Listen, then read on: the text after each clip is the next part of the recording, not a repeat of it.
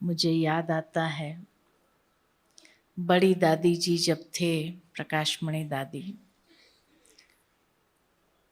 तो एक बार यहाँ पर डिबेट रखी थी कि भावना बड़ी है या विवेक बड़ा है, कौन बड़ा है?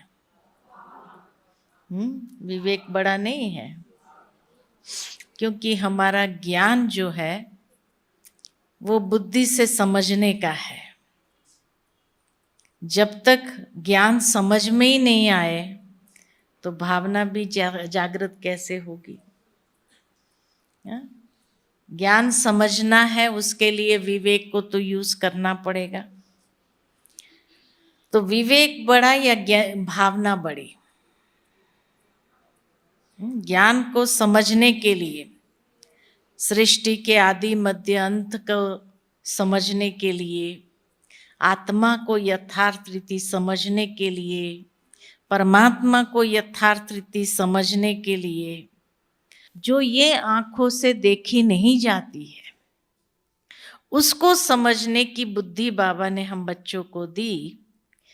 तो उसके लिए विवेक बहुत जरूरी है। अगर विवेक नहीं है जिस व्यक्ति के अंदर, वो कहेंगे आपकी बातें हमारी समझ में नहीं आती है। और दूसरी ओर जो है, बाबा को याद करना है, बाबा से प्रीत जोड़नी है, तो उसके लिए तो दिल चाहिए। बाबा को याद करने के लिए चाहिए प्रभु प्रीत, और प्रीत के लिए तो भावना चाहिए, दिल चाहिए। तो दोनों में बड़ा कौन है? भावना बड़ी कहेंगे या विवेक बड़ा कहेंगे?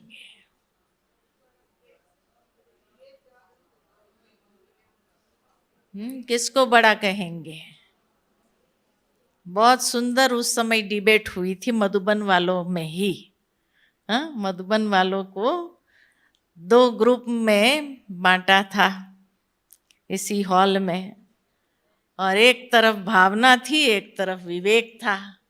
वो अपना पक्ष रखते थे, वो अपना पक्ष रखते थे, और दादी बीच में थी। लास्ट में आप क्या समझते हो, कौन पावरफुल निकला होगा? भावना या विवेक? जो कहते भावना जरा हाथ खड़ा करो। अच्छा, जो कहते विवेक बड़ा, हाथ खड़ा करो विवेक। अच्छा, ये तो यहाँ ही डिबेट करनी चाहिए, दोनों 50-50 है। हाँ बहन जी, क्या करें? हाँ, बहुत सुंदर डिबेट रही। कभी आप लोगों को भी मौका मिले तो सेंटरों पर जरूर ये डिबेट रखना। हम तो आज सार रूप में ले आएंगे आपको, क्योंकि है, हाँ वही तो बता रही हूँ। कंक्लूजन ये निकला कि दोनों का बैलेंस चाहिए। दादी ने कहा दोनों का बैलेंस चाहिए। बिना विवेक के अगर खाली भावना होगी तो अंधश्रद्धा हो जाएगी, और अगर भावना शून्य है और खाली विवेक है तो व्यक्ति को ज्ञान का अहंकार आ जाएगा, है ना? ज्ञान का अहंकार। कई बार दुनिया में लोगों को देखते हैं जहां भावना नहीं है उनके पास में, और खाली विवेक यूज करते हैं। इंटेलिजेंट जरूर है वो, और इंटेलिजेंट होने कारण वो दूसरे को तुच्छ समझने लगते हैं, और जहां तुच्छ समझते हैं तो वहां उनका अहंकार बढ़ जाता है। तो भावना विहीन विवेक अगर है तो वो अंधा हो जाएगा। भावना विहीन विवेक अगर होगा खाली, तो वो अंधा किसमें? अहंकार में अंधा हो जाएगा। दूसरे उसको दिखाई नहीं पड़ेंगे, है ना? दूसरों की भावनाओं को वो ठोकर मारते चलेंगे। और अगर विवेक नहीं है, खाली भावना है, तो अंधश्रद्धा हो जाएगी। इसीलिए शास्त्र में भी कितनी अच्छी बातें बताई है रामायण के अंदर, कि श्री राम का जो पात्र बताया कि उसने भी गुरुकुल में जाकर के अपने विवेक को पॉलिश किया। हाँ, रोज ज्ञान की बातें सुन सुन करके अपने विवेक को क्या किया, पॉलिश किया, शार्पन किया, हाँ, तराशा। और फिर जब वो जंगल में भी गया तो शबरी जैसे के भी भावना को ठोकर नहीं मारी, उसके झूठे बैर भी खाए। तो दोनों हो गया ना, भावना और विवेक दोनों का बैलेंस जीवन में चाहिए। हमको भी बाबा यही कहते हैं कि बच्चे, तुम्हें रोज मुरली जरूर सुननी है। क्यों? है ना, रोज मुरली सुनने से हमारा विवेक के ऊपर जंक नहीं लगेगा, बुद्धि एकदम बाबा तराशते हैं, दिव्य बुद्धि बनाते हैं। लेकिन दूसरी ओर बाबा के को याद करने बैठते हैं तो याद में मगन होने के लिए, लवलीन स्थिति के लिए भावना चाहिए। इतना भाव हमारा बाबा के प्रति हो, चाहे कोई भी संबंधों के आधार पर जब भाव हमारा होता है, ऐसी हमारी भावना होती है, तब बाबा वो भावना को देख करके उस भावना को स्वीकार करता है। बाबा कई बार कहते हैं कि बच्चे, मैं गरीब निवाज क्यों हूं? क्योंकि बच्चों की भावना को मैं स्वीकार करता। दुनिया में भी इसीलिए कहावत है कि भगवान अगर भूखा है तो किसका भूखा है? भाव का भूखा है। और भाव से आप कुछ भी अर्पित करेंगे ना, वो सहर्ष उसको स्वीकार कर लेता है। बड़े बड़े साइंटिस्टों को बाबा ने ये ज्ञान नहीं दिया। बड़े बड़े इंटेलिजेंट लोगों को टाइम ही नहीं है, अहंकार में वो अपने हैं, उसमें भाव है ही नहीं। बाबा ने क्यों गांव की माताओं को चुना? क्यों चुना आप लोगों को? भावना है ना। और भगवान उसी को तो अनुभव करता है संगम युग में, और अपने आप को भी वो धन्य महसूस करता है बच्चों की भावना को देख करके। लेकिन जब कई बार बच्चे भी ज्ञान में चलते चलते चलते क्या होता है, भावना कम नहीं होनी चाहिए। बाबा को टेकन फॉर ग्रांटेड नहीं करना चाहिए। क्या करते हैं? क्या करते हैं? भावना नहीं होती है तो क्या होता है, मुरली सुनने बैठे हैं, वो बासी देंगे, नींद आएंगी, झुटके खाएंगे। ये क्या है? क्यों ऐसा होता है? क्या कहते हैं बच्चे? बाबा रोज वही बात तो सुनाते हैं, रोज वही तो होता है, इसको भावना कहेंगे? नहीं कहेंगे, इसको भावना नहीं कहेंगे। और जब ये भावना हमारी थोड़ी शुष्क होने लगती है, तब ये आता है कि बाबा रोज वही तो सुनाते हैं। अरे बाबा रोज वही नहीं सुनाते हैं, हर बार बाबा का कहने का भाव अलग होता है।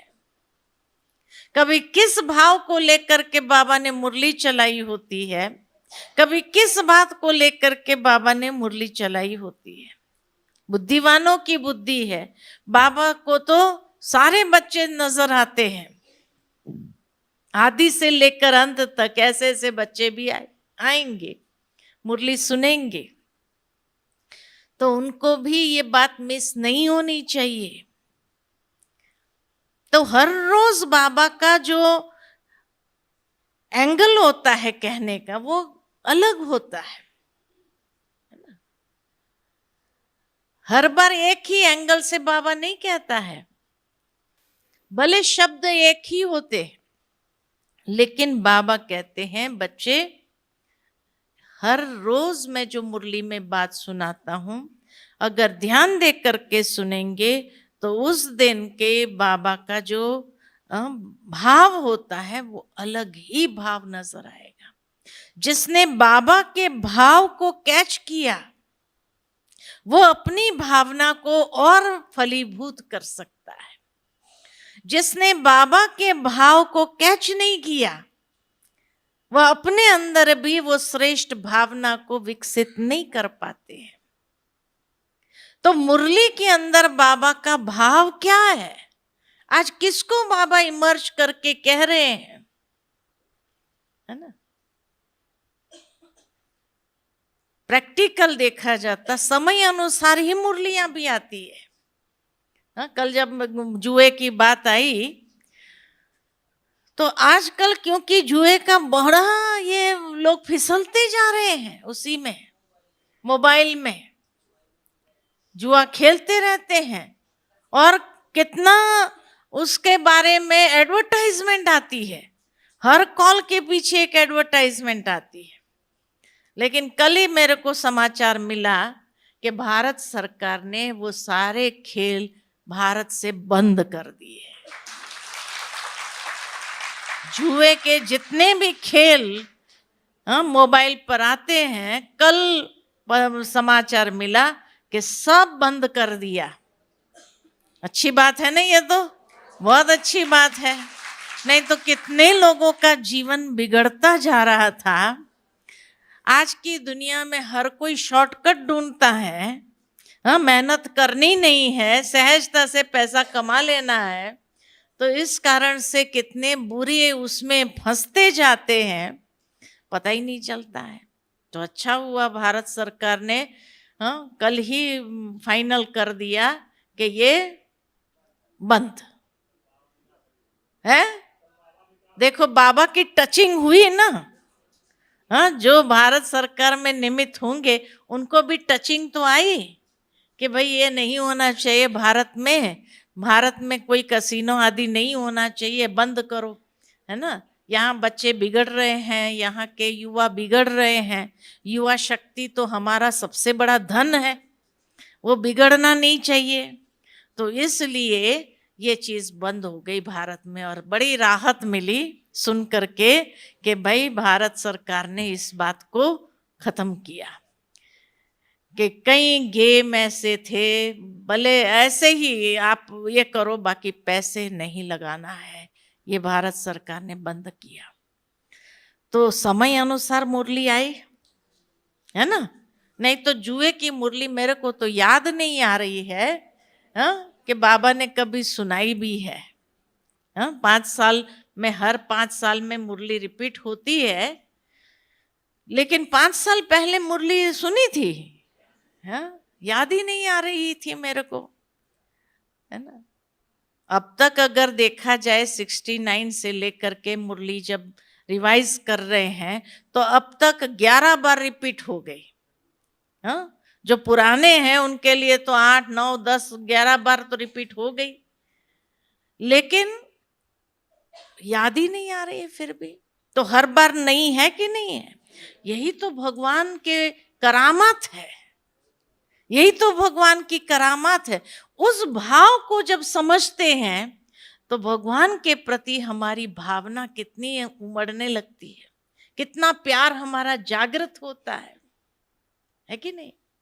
कि बाबा सचमुच समय अनुसार तुम कैसी मुरली ले आता है, समय अनुसार ऐसी मुरली आ जाती है। हाँ आज राजाओं की बात आई, मैं वही सोच रही थी। देखो आज राजाओं की बात आई और राजाओं को बुलाया गया है। तो देखो ड्रामा अनुसार हर मुरली कितनी एक्यूरेट समय पर आती है ना, कितनी एक्यूरेट आती है। तो कौन कहता है कि भाई वही की वही बात चलती है, हर रोज की मुरली देखो अलग है। बस भगवान के भाव को कैच करना आना चाहिए।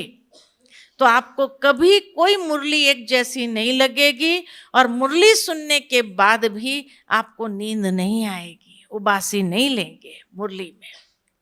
क्योंकि अगर मुरली में उबासी आई, नींद झुटके मार रहे हैं, तो ये तो भगवान का भी तो अपमान है, उसके महावाक्य का भी तो अपमान कहेंगे या नहीं कहेंगे? बिल्कुल कहेंगे। इसलिए भावना और विवेक, ज्ञान को समझने के लिए हमारा विवेक जागृत रखो कि आज कौन सी नई बात बाबा की मिल रही है, और बाबा को याद करने बैठो तो बाबा को खूब भावना के आधार से याद करो। अच्छा, दुनिया में क्या, गीता में ये भी कहा गया है कि बिना ज्ञान के ध्यान नहीं। योग जो है बिना ज्ञान के ध्यान नहीं है, ज्ञान से ही ध्यान है। भावना को अगर जागृत रखना है तो रोज की मुरली जितना सुनेंगे उतना रोज के संकल्प हमारे जो है शुद्ध होते जाएंगे। क्योंकि शुभ भावना हमारी तभी विकसित होगी जब शुभ संकल्प होगा। भावना का आधार क्या है, बीज क्या है, संकल्प है। और संकल्प के लिए ही तो बाबा ने हमें मुरली का खजाना दिया है।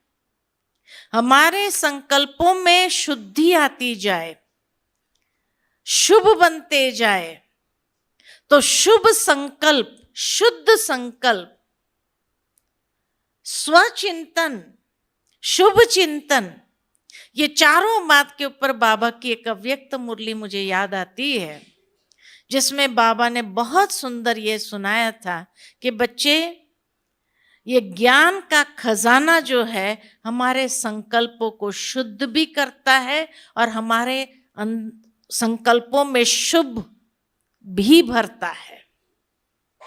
शुभ और शुद्ध संकल्प, स्वचिंतन हमारा हो, दूसरे के प्रति शुभ चिंतन हो हमारा, उसके लिए ही तो बाबा ने खजाना दिया है ज्ञान का। तभी हमारे जीवन के अंदर क्या होगा, लाभ मिलता जाएगा, लाभ मिलेगा कि नहीं। इसीलिए दुनिया के अंदर देखो, गणेश जी के दिन चल रहे हैं ना, गणेश जी के 2 बच्चे थे, कौन से? गणेश जी के 2 बच्चे कौन से थे? शुभ और लाभ, शुभ और लाभ। तो शुभ और लाभ, लाभ कब मिलेगा? शुभ सोचते रहो और शुभ सोचते हुए भला करते चलो। लाभ का उल्टा करो, लाभ, भला। सुना? लाभ का उल्टा करो, भला। जितना हम दूसरे का भला करते चलेंगे उतना लाभ हमको मिलता जाएगा। कौन सा लाभ मिलेगा? हमारे जमा के खाते बढ़ते जाएंगे, हमारे जमा के खाते बढ़ते जाएंगे। कौन से खाते बाबा ने बताए संडे की मुरली में? 3 खाते बताए ना। स्वपुरुषार्थ से प्रारब्ध का खाता, फिर सेवा द्वारा पुण्य का खाता, और अनेक आत्माओं को संतुष्ट करते हुए दुआओं का खाता। ये तीनों खाते हमारे जमा तब होंगे जब हम सबका भला करते चलेंगे। और भला करने के लिए बाबा कहते मनसा सेवा करते चलो, शुभ सोचो हर एक के लिए। लेकिन जब हमारे साथ कोई बुरा करता है तो कैसे उसके प्रति शुभ सोचे? कैसे सोचेंगे आप? कोई आप किसी के भला करने का सोच रहे हैं और वो आपके लिए उल्टा ही करता जाए तो उसके प्रति शुभ कैसे सोचेंगे? पहले हमने किया होगा इसलिए हमारे साथ हो रहा है, और ना चुकतू हो रहा है।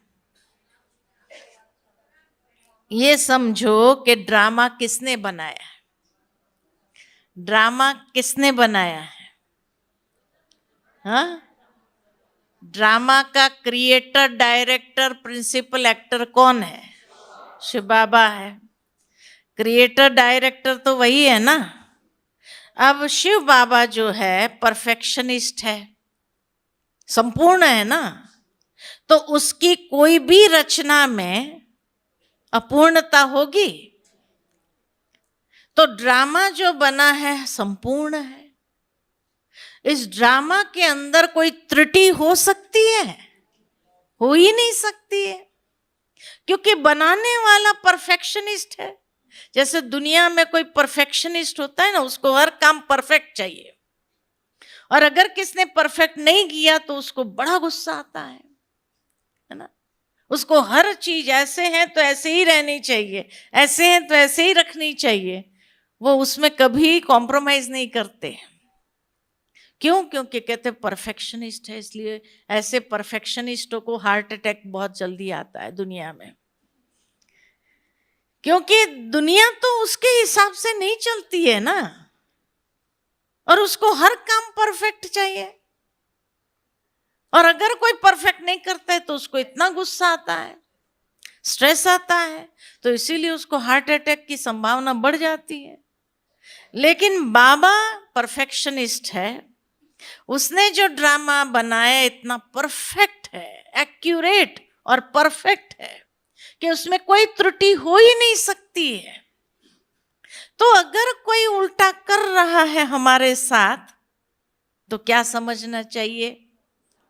ड्रामा परफेक्ट है, ड्रामा परफेक्ट है।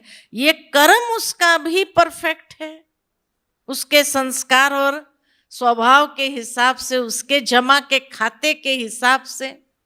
जरूरी नहीं कि हर बार हमारा हिसाब ही हो, कभी कभी हमारे टेस्ट पेपर है, हमारे लिए टेस्ट पेपर भी है।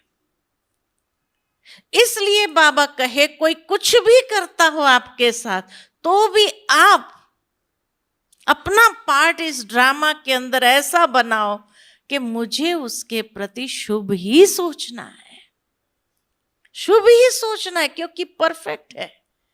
अगर हम कहें ये ठीक नहीं है, ऐसा नहीं करना चाहिए, तो हम किसको दोष दे रहे हैं? बाबा को दोष है कि तुमने ठीक नहीं बनाया ये ड्रामा। तो माना मैं बाबा से ज्यादा समझदार हूं? क्या कहेंगे? बाबा में गलतियां निकालना, त्रुटियां निकालना, ड्रामा में त्रुटियां निकालना, तो क्या कहेंगे? ये हमारी पराकाष्ठा की, ज्ञान के पराकाष्ठा की कमी है। ड्रामा के ज्ञान को समझने की पराकाष्ठा की कमी है। इसीलिए हम कह रहे हैं, माना अल्पज्ञ बुद्धि हम है, तब हम कहते हैं ड्रामा में ऐसा क्यों हो रहा है, ये तो नहीं होना चाहिए, माना मैं ज्यादा समझदार हो गई। और जब ये सोचना शुरू करते हैं तो व्यर्थ चलेगा, नेगेटिव भी चलेगा किसी के लिए, तो शुभ चिंतन समाप्त हो गया। शुभ चिंतन ही जब समाप्त हो गया तो शुभ भाव और भावना कैसे रखेंगे आप किसी के प्रति? और जब शुभ और शुभ भावना है ही नहीं, न भाव है न भावना है, तो मेरा योग लगेगा नहीं। तो मेरी बाबा के साथ की प्रीत में क्या हो गया? त्रुटि आ गई। योग लगेगा नहीं, योग लगेगा नहीं तो नींद आएगी, ये स्वाभाविक है ना। बाबा की संडे की, आने वाले संडे की कल की मुरली में पढ़ रही थी, बाबा ने बहुत अच्छी बात कही है उसके अंदर। बाबा ने कहा संगम का हिसाब समझो। संगम का हिसाब क्या है? एक का पदम गुना। आप कोई भी अच्छा कर्म करेंगे तो एक का पदम गुना प्राप्ति है ना। लेकिन बाबा ने कहा इतना ही नहीं, आधा सेंटेंस याद रखते हैं। ये भी सोचो कि अगर एक बुरा किया तो पदम लॉस भी है कि नहीं है? तो बच्चे भूल जाते हैं। एक का पदम जमा होता है, ये याद रखते हैं, लेकिन एक का पदम माइनस भी होता है, ये याद नहीं रखते, गंवाते भी है। अब आप दिन भर में सोचो, ज्यादा हमारे कर्म शुभ कर्म हो रहे हैं या व्यर्थ और साधारण ज्यादा है? क्या ज्यादा है? हाँ, ज्यादा कौन से हो रहे हैं? शुभ, शुद्ध, सकारात्मक या नेगेटिव, व्यर्थ, साधारण? कौन से हो रहे हैं ज्यादा? नेगेटिव, व्यर्थ, साधारण हो रहे हैं। तो ज्यादा हमारा सारे दिन के अंदर जमा होता है या माइनस होता है? तो घाटे में चल रहे हैं या फायदे में चल रहे हैं? हाँ? हिसाब लगाते जाओ। अगर घाटे में चल रहे हैं ज्यादा हमारे, इसीलिए मैं, रियलाइजेशन है ये एक प्रकार से। अगर रियलाइजेशन ये होता है कि सारे दिन में ज्यादा शुभ के बजाय, सकारात्मकता के बजाय नेगेटिव, व्यर्थ और साधारण ज्यादा है, तो माइनस ज्यादा चल रहा है, प्लस ज्यादा हो रहा है? एक का पदम गुना जमा हो रहा है या एक का पदम गुना माइनस हो रहा है? क्या कहेंगे? माइनस ज्यादा हो रहा है। अगर माइनस ज्यादा हो रहे हैं तो हम घाटे में चल रहे हैं, फायदे में चल रहे हैं? बच्चे ये हिसाब ही भूल जाते हैं। बाबा कहते हैं मेरे बच्चे बहुत भोले हैं। हाँ? आधा सेंटेंस तो याद रखते हैं, बाकी आधा भूल जाते हैं। हिम्मत है बच्चे, मदद है बाप। मदद मांगते रहते बाबा के बच्चे, हम तो बाबा मदद करना चाहिए, बाबा मदद करना चाहिए, लेकिन आधा आगे का भूल जाते कि हिम्मत वालों को ही बाबा की मदद मिलती है। हिम्मत का कदम नहीं उठाएंगे तो बाबा मदद कैसे करेगा? तो बाबा के बच्चे बहुत भोले हैं, आधा आधा याद रखते हैं। तो इसीलिए कहा कि हमेशा ये याद रखो कि अगर संगम का ये हिसाब है और मैं अगर माइनस में चल रही हूं, तो हमारा बाबा का बनने के बाद भी फायदा क्या हुआ? फायदा क्या हुआ? हमने कमाई कितनी किया है? गंवाई ज्यादा है, कमाई ज्यादा है? ये हिसाब देखो अपना।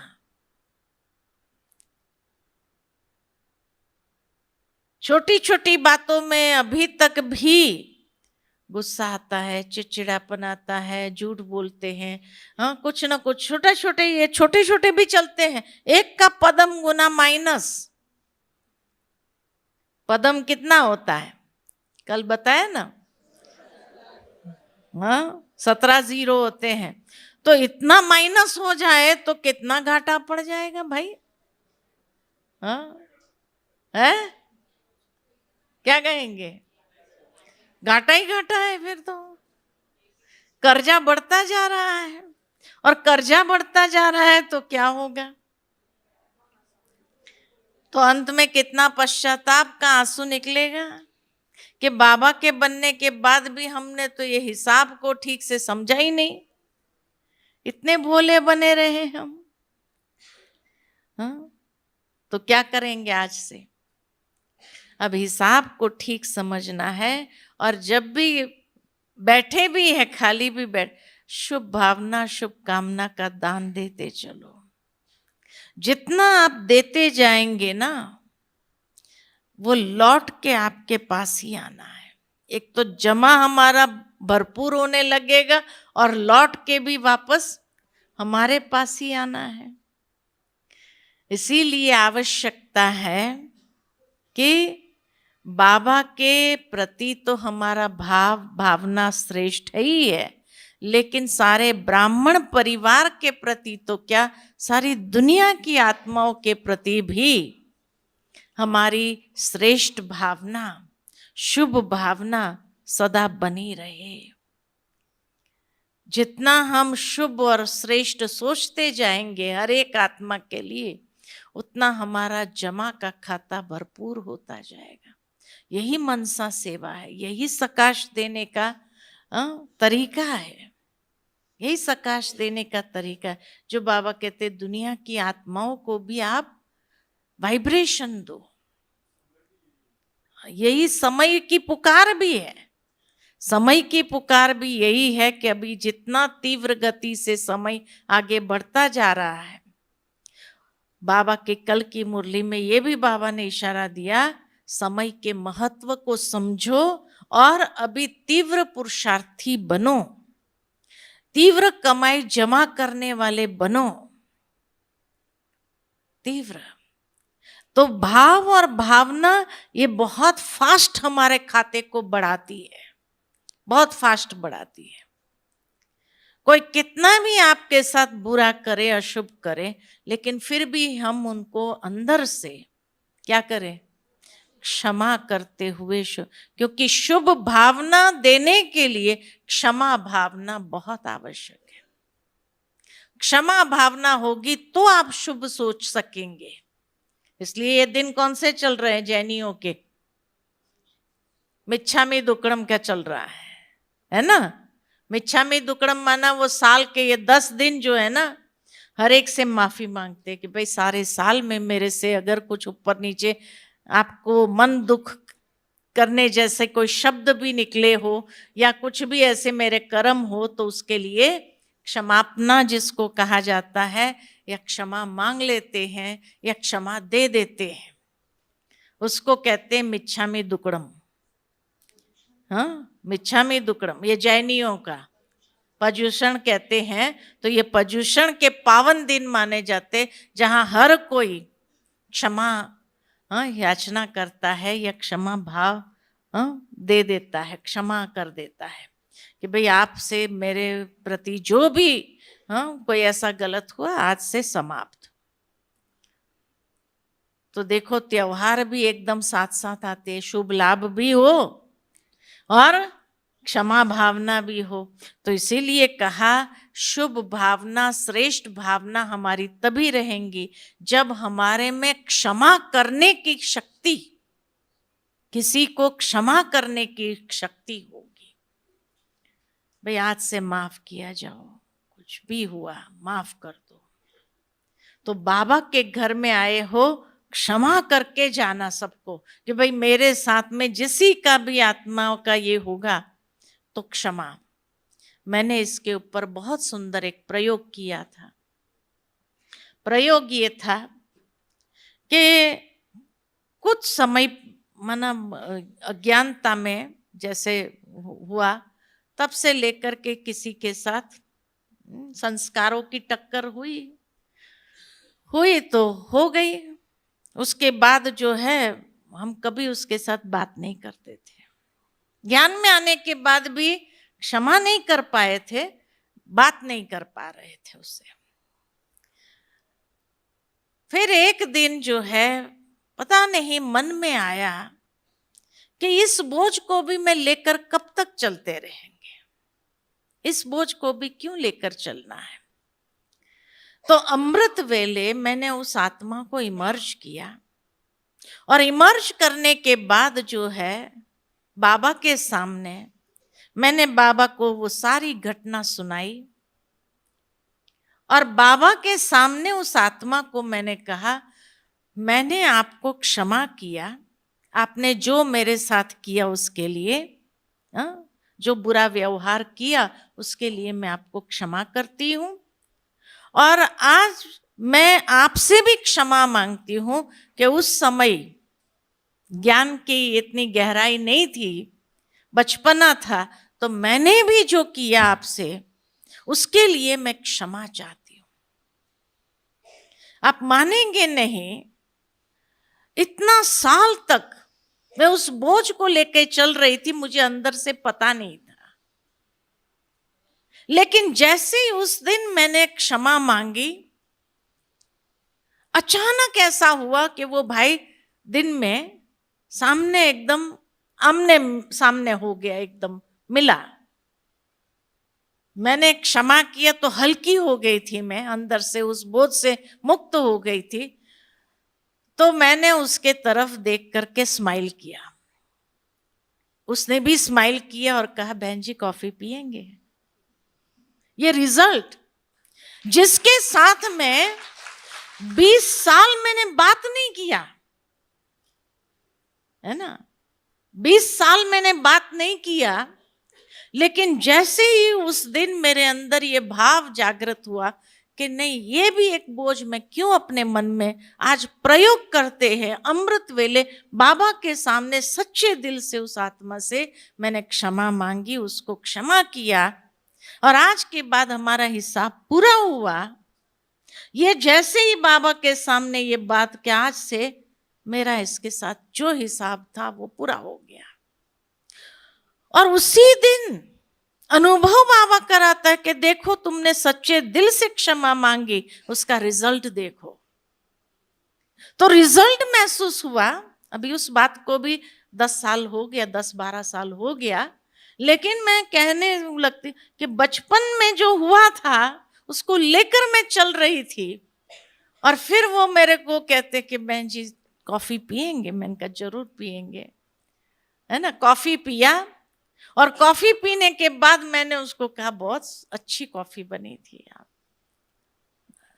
आज तक इतना प्यार से वो बात करते। मैं सोचा कि ये मैंने पहले प्रयोग क्यों नहीं किया। मेरे मन में आया कि इतना सरल है अगर जो। उसके बाद मैंने याद किया बचपन से लेकर के कब कब किसके साथ मन मुटाव हुआ, कैसे मन, उन सब आत्माओं को इमर्ज किया। दूसरे दिन अमृत वेले, एक एक दिन अमृत वेले इमर्ज करती गई, बाबा के सामने सारी बात रखती गई, और बाबा के सामने उस आत्मा को मैं क्षमा करती गई।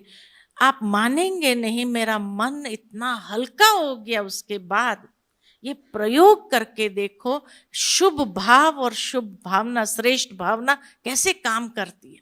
लेकिन हाँ, उसके बाद कोई भी व्यर्थ नहीं चलाना। टेस्ट पेपर तो आएगा, टेस्ट पेपर जरूर आएगा, है ना। लेकिन जैसे कि वो आत्मा, वो भी हल्के हो जाते, हम भी हल्के हो जाते। बस हिसाब था, कोई जन्मों का हिसाब होगा, चलो पूरा हो गया। उस बात को मन में रखो भी नहीं। हर आत्मा के प्रति शुभ भावना प्रवाहित करते चलो, तो आप प्रैक्टिकल अनुभव करेंगे कितना सुंदर आपको इसका रिटर्न मिलता है, और मन कितना एकदम हल्का हो जाता है, बोझ ही जैसे खत्म हो गया, ऐसा महसूस होता है। इसलिए बाबा कहते हैं बच्चे, ये सीजन है दुआएं देने की, दुआएं लेने की। आप दुआ देना चालू करो, वो भी आपके प्रति दुआ देना चालू करेंगे।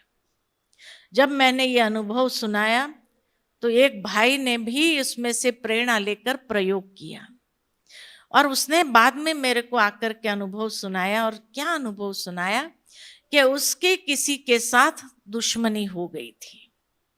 दुश्मनी हो गई तो उसने कहा, मैं उस बात से पीड़ित तो बहुत था, क्योंकि वो व्यक्ति मुझे ब्लैकमेल करता था, उस व्यक्ति को ब्लैकमेल करता था, और बहुत पैसा मांगता था, और कहा अगर पैसा नहीं देंगे तो तेरी ये वीडियो मैं वायरल करूंगा, ये करूंगा। आजकल तो ये धमकी देना बहुत आसान है किसी को भी।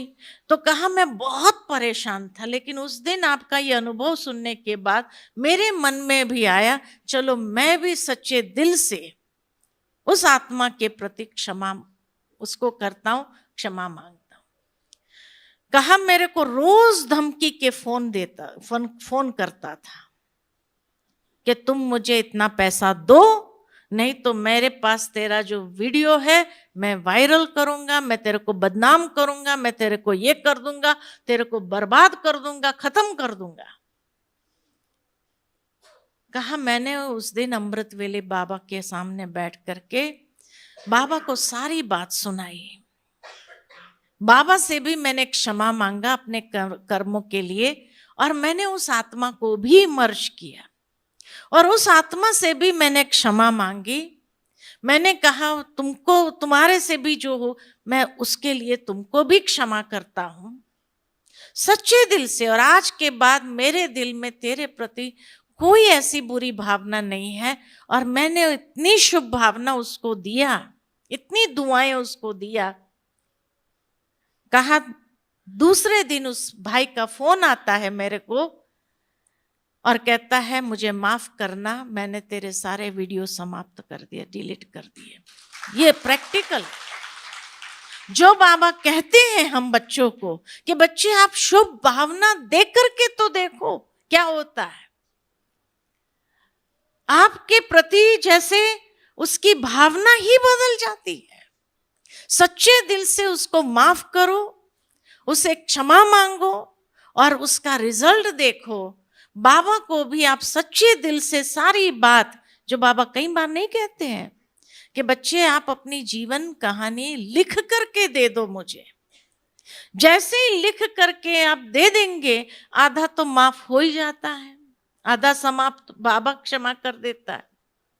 बाकी उस आत्मा से अब माफी मांग लो कि भाई मैंने तेरे को जिस तरीके से भी कष्ट दिया है, जो भी मेरे से ऐसा हुआ है, वो सारी बातों को याद करते हुए एक एक बात के लिए उससे क्षमा मांग लो उसे। फिर देखो वो व्यक्ति कैसे झुक जाता है। जो हम ये दो अनुभव, एक मेरा पर्सनल अनुभव, एक जिसने मेरा अनुभव सुन करके प्रैक्टिकल प्रयोग किया और वो प्रयोग करके उसने देखा कि इससे तो बड़ी अच्छी रिजल्ट मिली। कहा मैं इतना हल्का हो गया और आज हम दोनों का संबंध बहुत अच्छा है। एक भाई की तरह जैसे बातें हो रही है हमारी हर रीति से। हाँ, कोई पहले का हिसाब नहीं है, लेकिन बहुत अच्छे जब भी मिलते हैं प्यार से ओम शांति करते हैं, प्यार से हम उनको मिलते हैं और बाबा की याद दिलाते हैं और जैसे हिसाब ही हमारा खत्म। ये ताकत है श्रेष्ठ भावना में, शुभ भावना में। और जब इसका आप प्रैक्टिकल प्रयोग करके देखो तो जो भी आपके हिसाब किताब, ये मत सोचो, बाबा कई बार हम बच्चों को मुरली में कहते ये है ही ऐसा, ये तो सुधरने वाला है, ये उसके लिए बद्दुआ बन जाती है और वो बद्दुआ भी वापस आती है हमारे पास ही। हम ऐसा सोचेंगे ये है ही ऐसा, कभी सुधरने वाला ही नहीं है, तो वो भी सुधरेगा ही नहीं और उसके साथ हमारा हिसाब कड़ा हो जाएगा। उसके बदले आप उसको क्षमा कर दो, माफ कर दो, फिर आप उसको शुभ भावना दो तो देखो कैसे वो पूरा बदल जाता है। कई बार कई लोग कहते हैं हम इतनी शुभ भावना किसी को देते हैं लेकिन वो सुधरता ही नहीं है, उसका व्यवहार हमारे साथ वही का वही रहता है। तो हमारी शुभ भावना काम करती है नहीं करती है? वो काम तब करेगी जब वो गांठ जो पड़ी है ना, उस गांठ को क्या करना पड़ेगा, उसको पिघालना पड़ेगा और वो पिघलेगी क्षमा करने से या माफी मांग लेने से उस आत्मा। तो वो हिसाब क्लियर करो पहले। हाँ, सूक्ष्म जो हिसाब है उसको क्लियर करना बहुत जरूर, फिर आपकी शुभ भावना काम करेगी। तब तक शुभ भावना भी काम नहीं करती है, व्यर्थ जाती है कि नहीं? तो इसीलिए हमेशा ये याद रखो कि हमें बाबा ने जो चुना है, ज्ञान की बातें जो हम सुनते हैं उसका प्रैक्टिकल प्रयोग भी तो करना है। योग का दूसरा नाम ही तो प्रयोग है। प्रयोग करना है, खाली सुनना थोड़ी है, उसको प्रयोग करके देखो, लेकिन यथार्थ प्रयोग करो। ये नहीं मैं तो इतनी शुभ भावना देती, इतनी सकाश देती हूं, लेकिन मेरी सकाश काम ही नहीं करती है, वो व्यक्ति सुधरता ही नहीं। अभी स्वीकार कर लिया वो सुधरने वाला है ही नहीं, वो हमेशा मुझे तंग करेगा ही। पता नहीं कोई जन्मों का हिसाब है, कोई जन्म में मैंने उनको तंग किया होगा, स्वीकार कर लिया ना। स्वीकारे क्यों हम? क्यों हिसाब पूरा नहीं हो सकता है क्या? हो सकता है, लेकिन विधि से करो। जो गांठ पड़ी है उस गांठ को पहले समय थोड़ा लगे भी अगर उसको पिघालो, लगातार, जैसे बाबा कई बार कहते हैं कि जब आप बाबा के सामने कहते हो शुक्रिया बाबा शुक्रिया, अरे प्रकृति के लिए भी जब कहते हैं शुक्रिया तो वो भी अपना असर दिखाती है। वो पानी के ऊपर नहीं प्रयोग किया जापान वालों ने कि पानी को ग्लास में लेकर कहा शुक्रिया, आपका बहुत शुक्रिया, तो उसके अंदर भी क्रिस्टल फॉर्मेशन होने लगा। और जब उस पानी को भी गुस्से में आकर के क्रोध करते हुए पिया तो वो पानी कितना गंदा हो जाता है। ये प्रयोग किया हुआ ना, इसलिए बाबा हम बच्चों को कहते बच्चे पानी चार्ज करके पिया करो। तो अगर प्रकृति के ऊपर उसका असर करता है तो इंसानों पर नहीं करेगा, करेगा ही ना। अगर यौगिक खेती वाले जो है जमीन के ऊपर उसका प्रयोग कर रहे हैं और रिजल्ट मिल रहा है, बीज के ऊपर प्रयोग कर रहे हैं उसका रिजल्ट मिल रहा है, तो आत्माओं के ऊपर प्रयोग करने पर नहीं मिलेगा क्या? जरूर मिलेगा। लेकिन जैसे कहा कि आप उस आत्मा को इमर्ज करके पहले अपनी जो गलतियां हैं इस जन्म की, उसको सामने लाकर एक एक गलती के लिए क्षमा करते जाओ, माफ करते जाओ। खुद क्षमा मांगो और उसको माफ करो कि तेरी गलतियों के लिए मैं तुझे भी माफ करती हूँ। बड़ी दिल रखो बाबा के बच्चे, और माफ करने के बाद आप शुभ भावना देना चालू करो। फिर देखो आपकी शुभ भावना कितना जल्दी रंग ले आती है और वो व्यक्ति भी नरम हो जाएगा, एकदम झुक जाएगा। ये प्रैक्टिकल प्रयोग करके देखो, शुभ भाव और शुभ भावना के अंदर कितनी ताकत है, बहुत शक्ति है ना। तो संकल्पों का खजाना तो मिला है हमें शुभ सोचने के लिए बाबा के द्वारा। उस शुभ संकल्पों से ही भावना हमारी क्रिएट होती है और भावनाओं के आधार पर ही मेरी दृष्टि और वृत्ति उस आत्मा के प्रति वैसी होने लगेगी और आप देखेंगे सब बदलने लगता है। बहुत आप हल्के हो महसूस करेंगे अपने आप में और अच्छा लगेगा। आपका योग बहुत आसानी से लगेगा। नहीं तो जब मन के अंदर ये भावना ये कभी सुधरने वाला नहीं है, ये तो है ही ऐसा, कितना दुख देता है मेरे को, हर बार मेरे को परेशान करता है, ऐसे ऐसे संकल्प रिलीज करेंगे, ऐसी ऐसी भावना रिलीज करेंगे, उसके बाद उसको शुभ भावना दो, तुम सुधर जाओ, तुम सुधर जाओ। सुधरेगा वो? हाँ, पहले तो जहर डाला और फिर कहते सुधर जाओ तुम, कैसे काम करेगा? पहले उस जहर को निकालना तो पड़ेगा कि नहीं, फिर शुभ भावना, फिर अमृत डालो ना, तब वो फलीभूत होगा। ठीक है? ठीक है सभी? अच्छा, ओम शांति।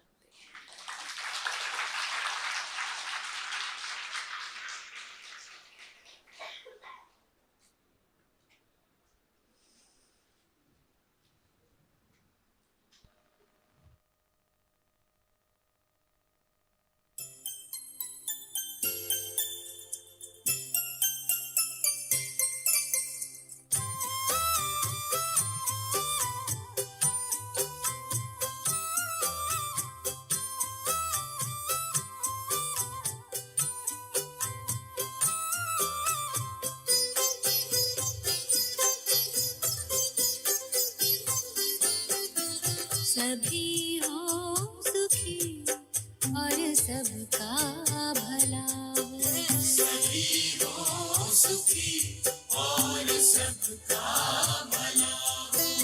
दुआओं का दिल में यही सिलसिला हो, दुआओं का दिल में यही सिलसिला हो। सभी हो सुखी सबका भला, सभी हो सुखी और सबका